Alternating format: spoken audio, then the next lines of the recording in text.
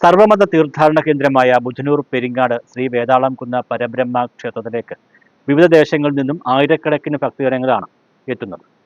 നിരവധി സ്ഥലങ്ങളിൽ നിന്ന് പദയാത്രയായും ആളുകൾ ക്ഷേത്രത്തിൽ എത്തുന്നുണ്ട്.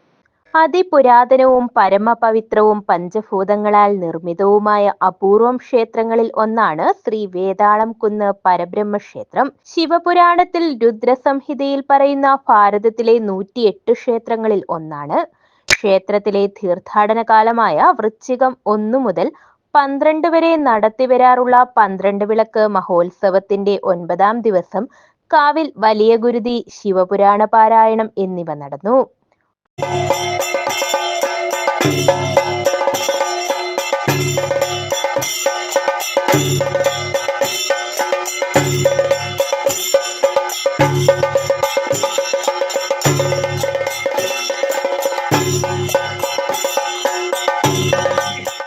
പന്ത്രണ്ട് വിളക്ക് ദിവസമായ നവംബർ 28 ഉച്ചയ്ക്ക് 12 ആധ്യാത്മിക പ്രഭാഷണം, 12:30 സമൂഹ സദ്യ, വൈകിട്ട് 7 നൃത്തനൃത്യങ്ങൾ, ഭരതനാട്യം, രാത്രി 8 തിരുവാതിര, 9 ആകാശക്കാഴ്ച എന്നിവയോടെ ഉത്സവം സമാപിക്കും. News bureau, Mannar.